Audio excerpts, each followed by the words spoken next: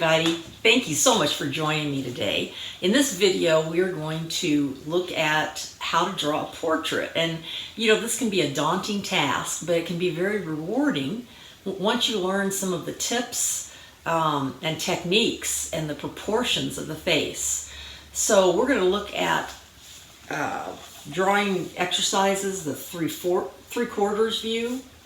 We're going to look at side view. And we're going to look at the frontal view. So get your pencils ready, get your charcoal and pencils, whatever you have, and we're going to start with some of these exercises. And I hope that this will kind of help you on your journey of learning how to successfully draw a portrait. Let's go ahead and get started.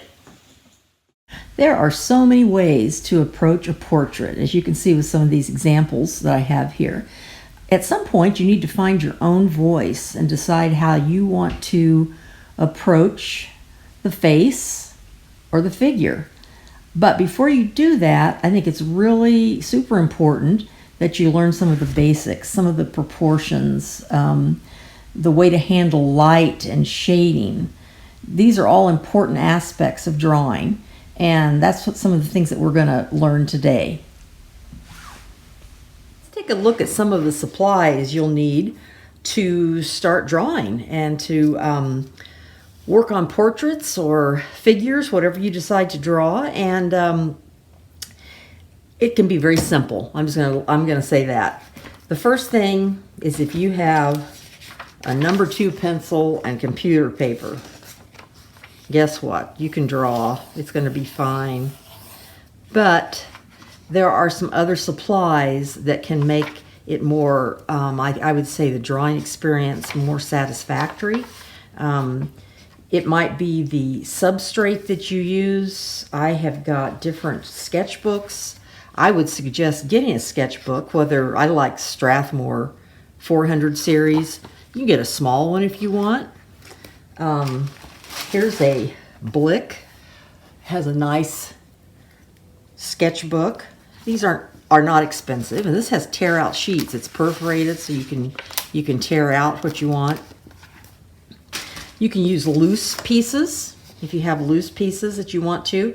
The thing I like about a sketchbook is because you're using dry media on this, you don't have to worry about closing the pages and for things to get wet. So a sketchbook is just something you can fold up, put in your backpack, whatever, and take with you at all times.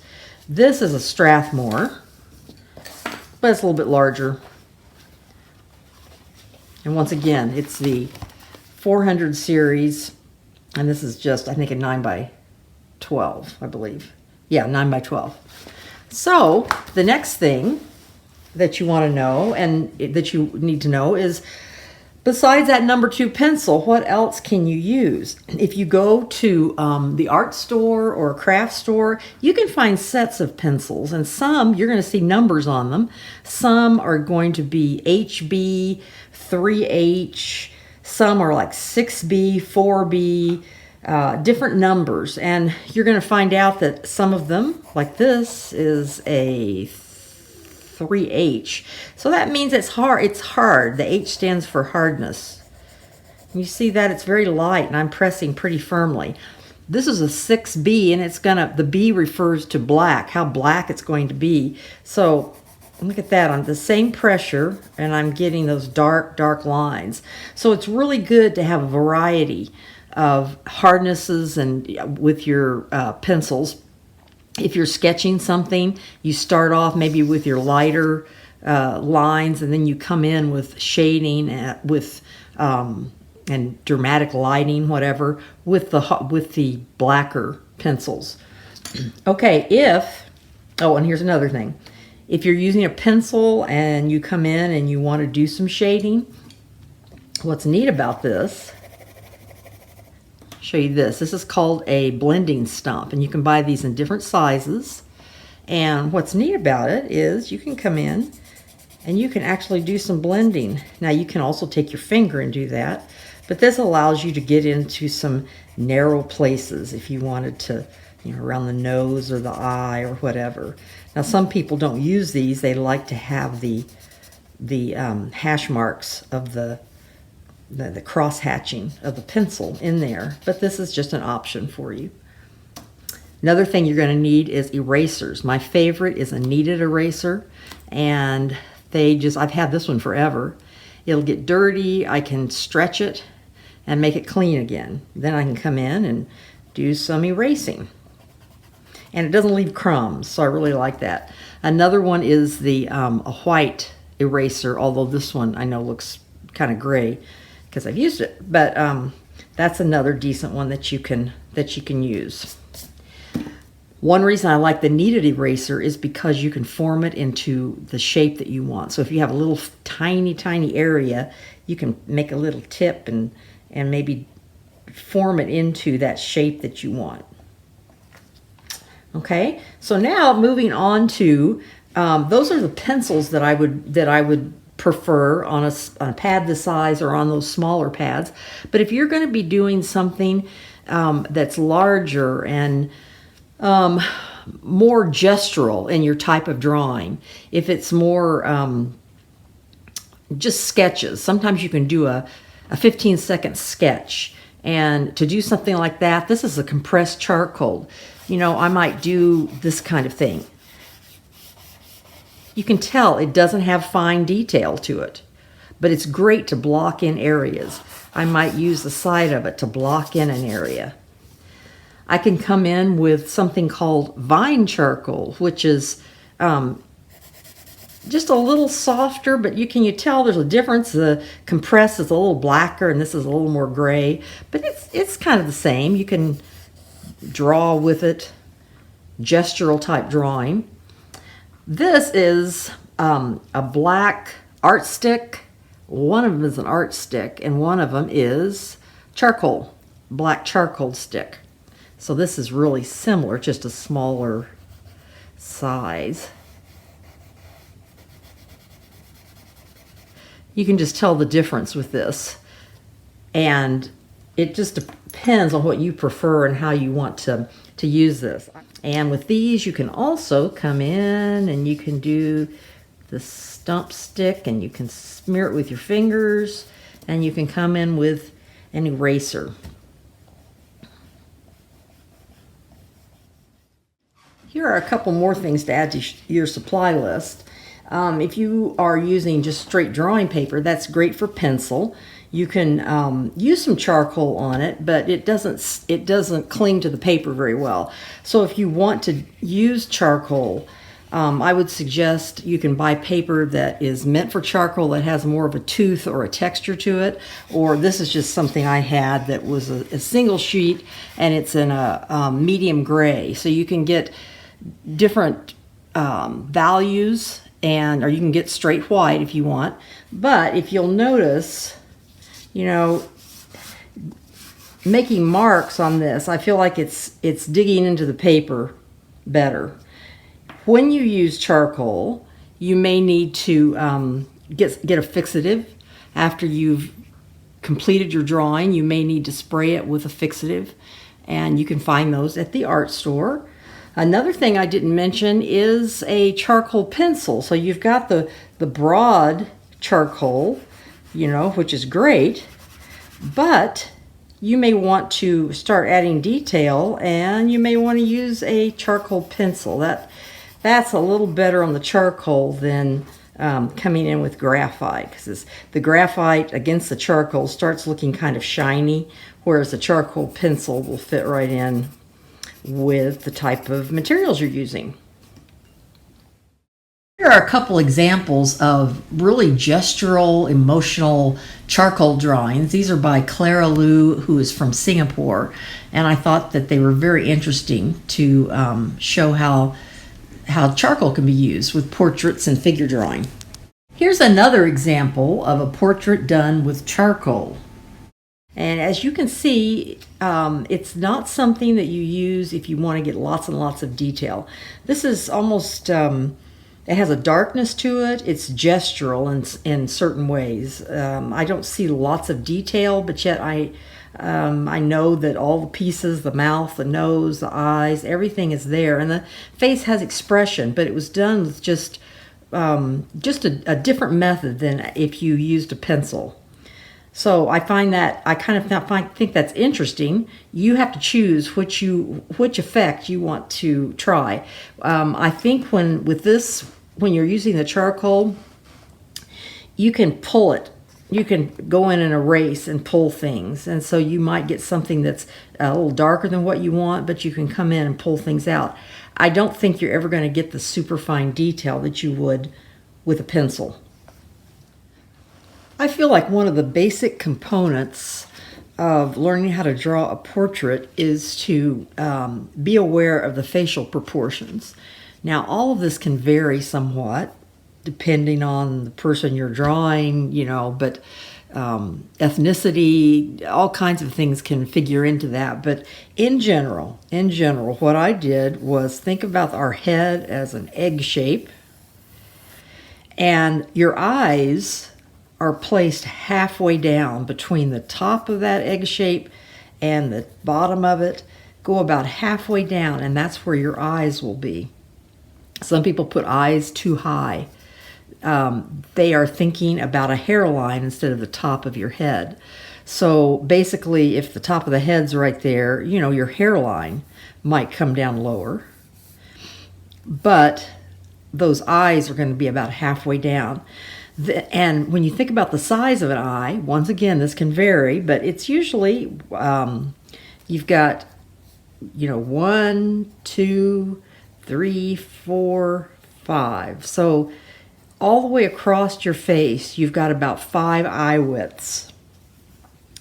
Then when it comes to the nose, if you come down from the center of the eye, that's usually where the nose will be. And once again, that can vary with person, between, persons and people and everything. But this is just kind of a basic. Then you're going to come down, and that nose was halfway between the eye and the chin. So the nose is halfway down. Then you come down between the nose and the chin, and about halfway down is where the mouth goes. And I already said the edge of that nostril should be on the inside corner of the eye on both sides. Then you have the mouth. Usually that's the center. It'll come to the center of the eye. If you draw a line down, that's where you're going to see the corners of the mouth. And then you've got your chin. Now, and then the other thing is the ears. The ears are usually from the eye down to the mouth. So if you have little tiny ears up here, that's not right. Or some people, my granddaughter, will put little tiny ears up here, and that's not exactly in proportion. So these are some good things to think about when you are starting your drawing and you're not sure about proportions or where things go. It's an overall general view, and it's just something that I think is important to know when you start drawing a portrait. To illustrate what some of the facial proportions are, I want to show you a photo that I just found in a book that I have, and I was going to put a piece of tracing paper over it and just lightly sketch her head. And let's just go and say, I'm going to do the eyes right there, the nose right there, the mouth right there. Some of those same proportions that I was telling you about might look different when you actually see them on a real person. So here we go. If you remember, I talked about the oval, halfway down the eyes. You've got halfway between the eyes and the chin is the nose, another line. Halfway from the nose to the chin is another line for mouth. You've got the corner of the eyes coming down to the side of the nose, and the middle of the eyes usually being where the mouth ends. And that was with me tracing this. Now, excuse me if I bump that. That's with me tracing this and just showing you that those proportions are pretty much in line with her face. Obviously, I will come in and if I draw this, I'll make some different changes. I had said that it was 5 eyes across. I'm almost thinking her eyes are larger. So that would be a little alteration. Anyway, this was something I just thought was interesting to look at. This is an example of me working from a photograph, direct observation, to draw this front view of this lady. And if you notice, I've sped this up to where you can kind of see what I'm doing. But if you noticed, I was kind of putting in those eye marks, the nose mark, the mouth mark, the division. I started off with an oval. Now I'm starting to kind of put in some form around the nose. I'm working on actually just kind of shading in the eye socket a little bit. Putting in just some almost markers for each feature. I'm not drawing each feature individually. I'm working as a whole with this piece. And as I get more of this in there and I find out that the placement is correct, then I can start working on more details of the eyes and the nose and the mouth.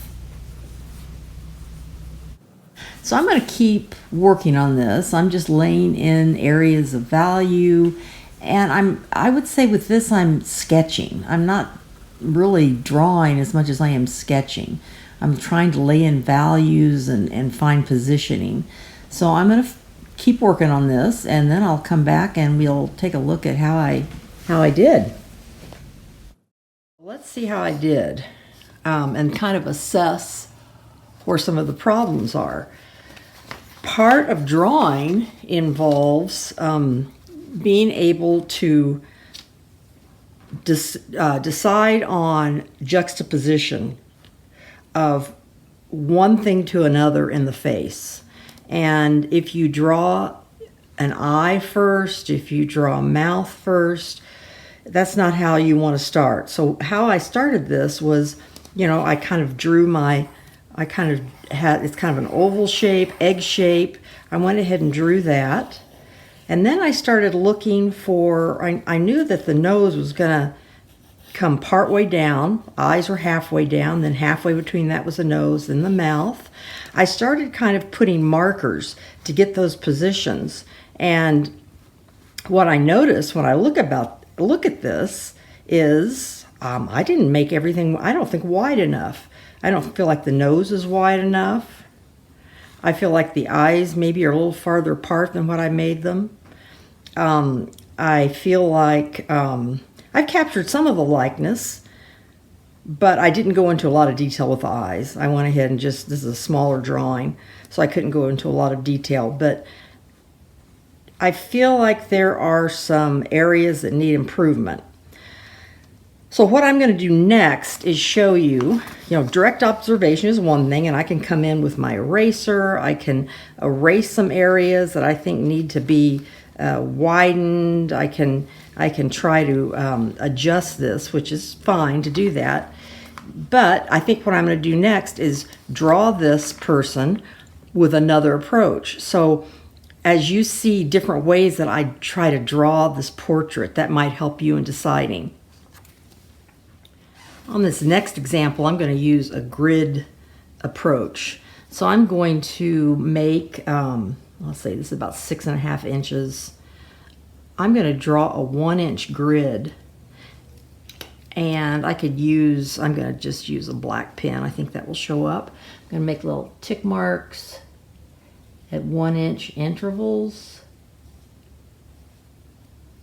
and that's at 1/2 inch.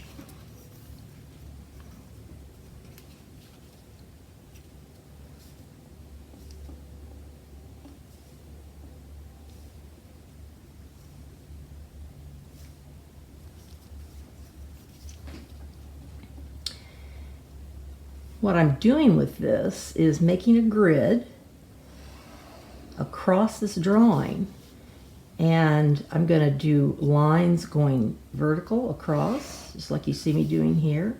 Then I'm going to do lines in the other direction. And what that will create is a grid. And within each grid, instead of me drawing the whole face at once, I'm going to see what happens if I draw square by square. So this grid is a 1-inch grid. On my drawing paper, I might decide to make that like twice as big. So I might draw 2-inch squares. And by doing the 2-inch squares, I will be able to create an enlargement of this piece, but I'm also drawing it square by square. So it might help with me seeing how to draw the proportions better. What I did was go ahead and complete this. I gridded off everything at 1 inch, and I wanted to double and enlarge it. Now, if I had been wanting to do this entire picture, I should have gone to a larger pad of paper to do this, because I made my 1 inch, I made a grid 2 inches. Can you see the lines here? So what I think I'm going to do is just make this right here that grid. That's starting right there. And the goal of this can seem very mechanical, but if it's just to sketch in the proportions, and until you feel comfortable with how to get those on your own, then there's nothing wrong with this. It doesn't mean you have to complete the entire drawing, but in this manner. But these fine sketched lines, the grid, will get erased, so you won't see it. But I can look and say, well, maybe, let's see, wait a minute. 1, 2, 3. Okay, 1, 2, 3. That's the piece right here. That's that one square. So I'm going to go in there, and sometimes it even helps to have a viewfinder that you can isolate it. So here's a viewfinder, and what I did was cut a 1-inch square out of a piece of white paper, and each of these are 1 inch. So let's say I wanted to focus on this one right here, this square right here. I can line it up, and do you see how that becomes almost an abstract? It's something that if I'm going to come in here and draw that, I'm not looking at an eyebrow and a face. I'm looking at, about halfway down. There's a line. Above it is dark. I'm going to shade that in. Down here I can say, maybe that's part of the eyebrow. It goes farther over here. So I'm using this as a guide, and as you move across the page, now that's going to be a specific eye that you need to draw, but it will give you little abstractions. Maybe instead of that being a nose and a mouth, instead you see a little curved line there, and you see an actual shape of a shadow. And if you draw what you see in this square and translate it over here, and it could be just in the sketching aspect, it will help you see things in proportion a little better. So that's a tip. And I'm going to come back. In fact, I'm going to draw this picture in that fashion as much as I can get on this page, and come back and show you what I came up with. Let's take a look at how this is coming along.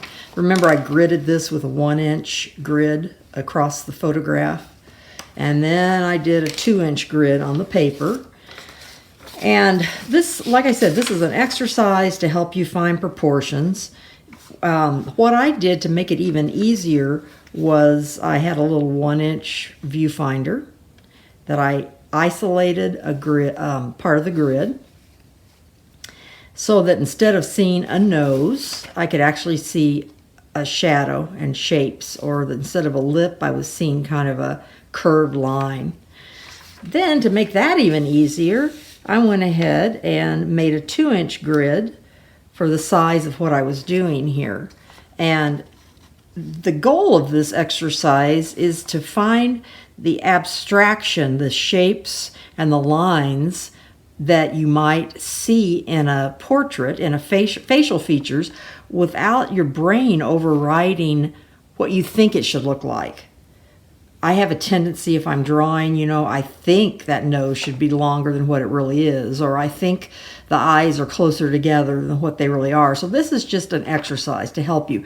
If I were doing a real drawing, I can't say this is my favorite way approaching a portrait, but it can give you some enlightening ideas when you do this. And as you can see, I haven't finished, but eventually you take off the grid, you take off your paper, and then you look at the finished piece and you start getting rid of the grid lines, and you start connecting everything to where it looks more realistic. Let's look at how to draw some realistic features on your face. I'm a real proponent of not just starting your drawing with an eye and try to match everything up. You need to look at that face as an entire piece. Like if I'm going to draw this, there's an eye, but I'm not going to start there. I'm going to look for big shapes, bigger shapes. The nose is in relationship to the mouth, is in relationship to the eyes. And so I would suggest that you don't go in and take one eye and get that perfect. I think what you need to do is get the placement correct of where they're going to go. Maybe do a little shading of the eye socket, come down and work on the nose, the mouth, chin, hair. And then as you start working on all those pieces, you can start coming in and doing individual drawings. Individual components. You can start tightening up if you want to be realistic, but I wouldn't start off being super tight in the beginning. I'd start out sketching. So this was an example of an eye that I was doing. And one thing when you're doing an eye, I want you to think about an eye is in an eye socket. You've got your brow bone, you've got the eyebrow,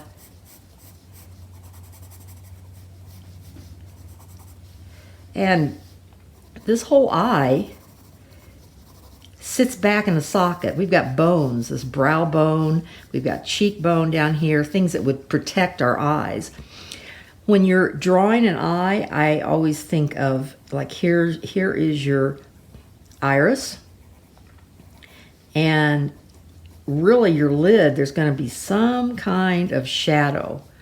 You're going to put that iris in there, but you're not going to have it just straight on the front of your eyeball. You're going to have some kind of shadow over it. You're going to think about the shape of your eyeball. It's not flat. I see a lot of people draw things to where this is just super white all the way out, but that eyeball is round. So you kind of need to start thinking about that as you shade and make the edges that way. And another thing is I see people drawing with just straight lines. For instance, like if I drew an eye like this, maybe I've got the eyeball in there, but I'm doing everything in harsh lines.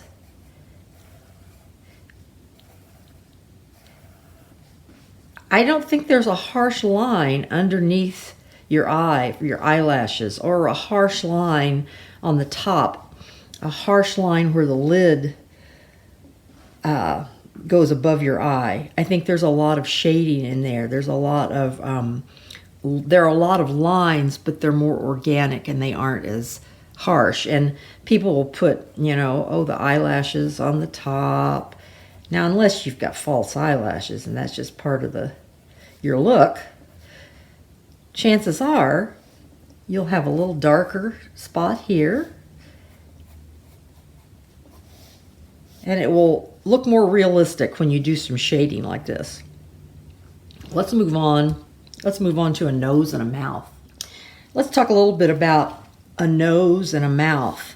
And same thing with the eye. I wouldn't start being super detailed with individual features before you kind of get everything blocked in. But I'm going to start with, let's look at the mouth. The mouth, you can sketch it in, but in general, think about how it works. The bottom lip is usually lighter. Top lip is usually darker. Corners, you have some darkness. And instead of drawing that line underneath the lip, let that be a shadow. Because I'm going to show you this one again. On this picture, if you see, there's light on that bottom lip, and then there's a shadow underneath. Your chin protrudes, and you're going to see a shadow that will give you that line. So you don't have to always have definite lines in your face, your portrait. And with a nose, same thing. Find your light source and start just kind of shading in on how you're going to work with that. And you're going to have shading around the nose. Usually there's a bulbous piece, the front piece that will stick forward. And as you do this in relationship to eyes and the mouth, you'll start looking for the shadows that help bring the nose forward, help bring the features forward.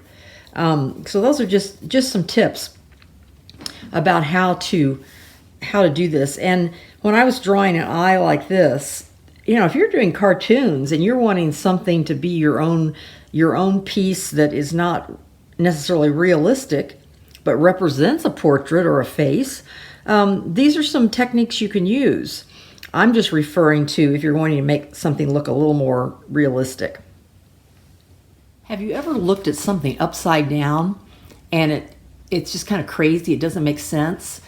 The left side of your brain is trying to make sense of something that it's seen, and when you look at something upside down in art, you're kind of wanting the right side of the brain, the creative part, to take over.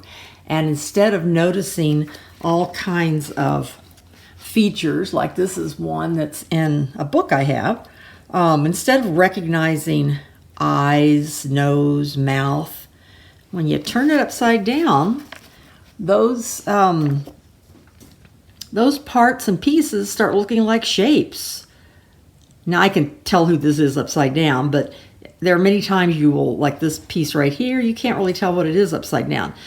This can kind of help you if you're wanting to trick your brain, in other words, to where you are actually seeing those shapes and those lines and the proportion to each other, rather than, oh, that's JFK, I'm going to draw a portrait of him. So this is one exercise, and I will show you this book. This is an old one. It's called Drawing on the Right Side of the Brain by Betty Edwards. And I know this is I think the original book, so it's really old. But there are other versions that are out. It's got lots of little exercises in it and little tips. It can be old, but it still is very valuable. One thing that you can try doing as an exercise is the upside down drawing. Here's one of Stravinsky. It's by Picasso. Here it is right side up. I even tried this exercise at one point with my husband. I said, okay, see if you can draw that. And he was like, I don't know. I'm not an artist, and I don't know how to draw those hands or the face or any of that. Then I turned it upside down, and I had him just work on drawing what he saw instead of what his brain thought he should be seeing. So he took maybe a line that went around, started drawing. There's a shape there's a lapel, but we don't know it's a lapel. It just looks like a shape. So just drawing those lines and seeing where they connect. When he was finished and we turned the drawing right side up, it was pretty close to this one. So that's an exercise I would suggest. Now, if you don't have this particular book or this particular image, find something that you can take and just turn upside down and say, I'm going to start working on what shapes I see. This one may be a little too dark over here, but you can work on what shapes you see and then turn it right side up and see if you've succeeded in capturing maybe the essence of that portrait. I tried drawing the Kennedy picture upside down, and I'm just looking at shapes. This is just a sketch, not a finished drawing, but I noticed the shape of his hair, which was, once again, my brain was not telling me it was hair. There was something down here that was a dark, right there, that was a dark shape, and I kind of colored that in. I see a shape over here. I see what are lips, but, you know, it looks like those are just shapes. And once again, do I see a line underneath the lips? Nope. I'm seeing this shadow. Eyes look funny, so I'm gonna kind of see if I can get a likeness here. It looks really weird upside down. And don't laugh at me when I turn this around, although I won't be able to hear if you do because this is a recording. So let's just turn it upside down. I mean, right side up.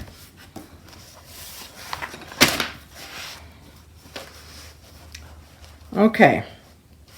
Well, that sure needs some work, but you know what? I'm getting a likeness just by, I mean, obviously the nose has problems and everything, but just by finding those shapes and shading them in. So I'm going to challenge you to find, I would say, get a photo of either from a magazine or personal photos that you have that have a high contrast.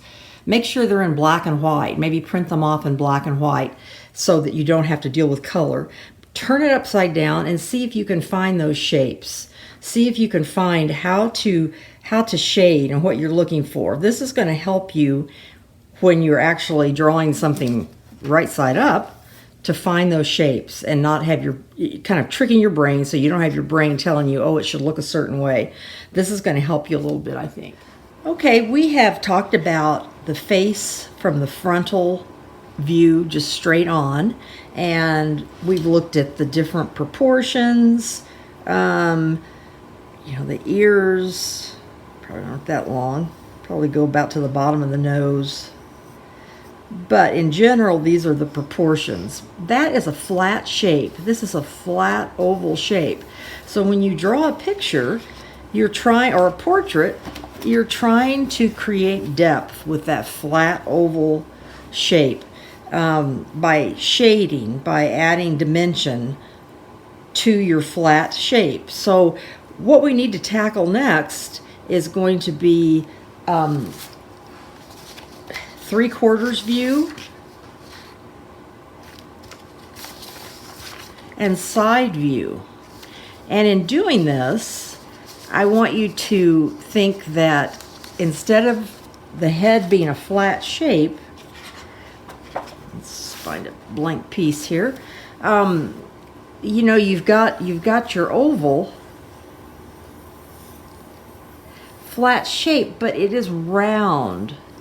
It is curved. It has volume to it. Kind of like if you took an egg or something, you drew lines on it. You can see as you turn it that this flat shape actually has volume. And from the side, we've got a head that has a shape to it. It has volume. And it has form.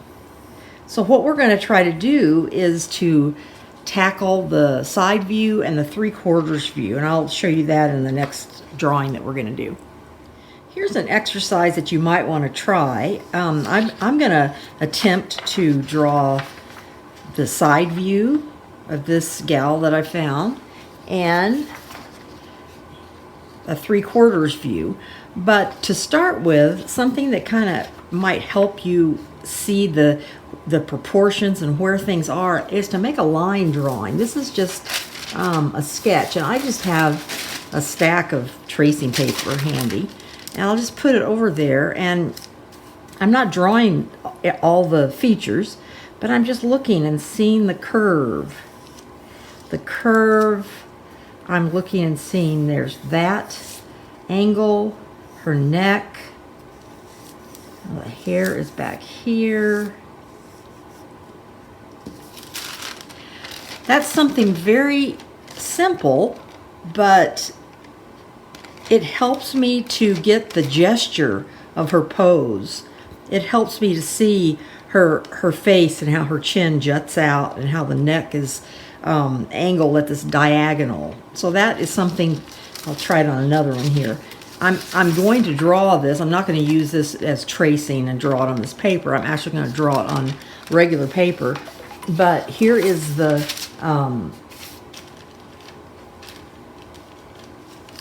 other one.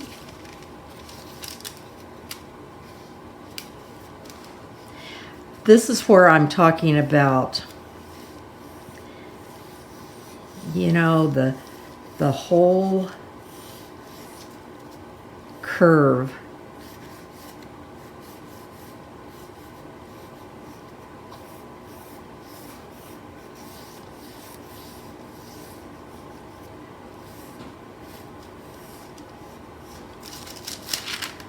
This kind of helps you see a little bit of the form instead of the solid flat shape. So just a little exercise. What I'm going to do is I'm going to start these drawings and then I'll come back and show you what I've got. This is the start of my sketch, and remember I had done this to kind of show me the angle of how this was, her head was tilted. And then the kind of the diagonal angle of her neck. And what I did was I went through and I started kind of drawing this, but here's something you can do for measurement to see if you are on the right track. If you look and say, you know, I didn't know if her ear was far enough back or had it too close. But if I took maybe my pencil and I measured from where that ear starts to the tip of her nose, and then I'm going to say, what's another measurement? Well, from the eyebrow down to the chin, that's pretty similar. So I'm kind of looking and thinking, yeah, I've got it pretty similar. So sometimes you can use this pencil as just a little measuring device. It's all about relationship, like what's the width of the face from the ear to the nose versus the placement of the eye, things like that. And if you'll notice also on this eye, kind of a slant there. I started kind of putting that in because you're seeing the side of an eye. And the eyebrow is not going to be like that. It's going to be coming down and the side. So I need to work on this some more and do some shading, but that's my start.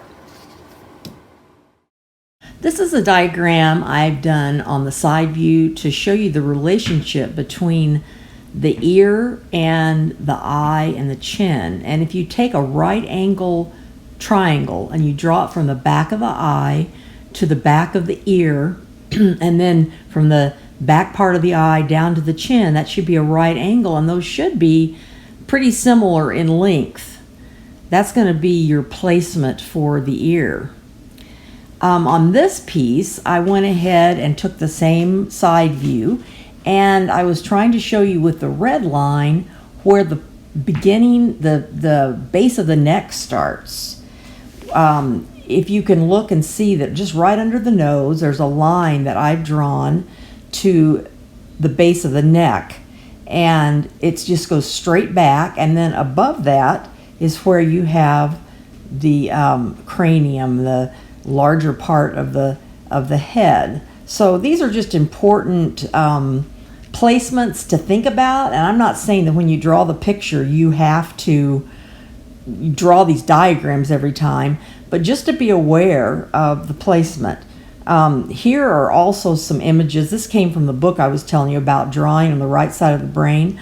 I took a snapshot of this image, and it shows some of the problems with the head being flat and not having the bulbous cranium that we all have with our heads, and just kind of a misshapen head and the wrong placement. Just as reference points, I wanted to show you that. I feel like we've covered a lot today in this video. We've looked at facial proportions. We've looked at frontal views and side views and three-quarter views. We've discovered how to grid a photograph and how to isolate that grid with viewfinders.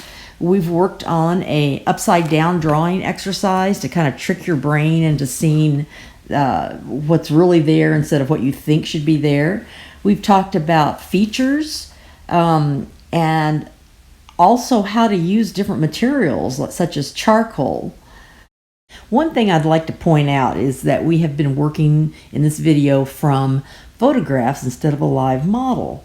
One of the benefits of working from photographs is that the camera flattens the image for you, and so you already see the shapes and the lines, and you're essentially working from a two-dimensional piece instead of something that's three-dimensional. With that in mind, I would encourage you to do something else, and that's use a live model, and that live model can be yourself. Look in the mirror and draw some self-portraits. I just encourage you to keep practicing with your drawing and enjoy the process.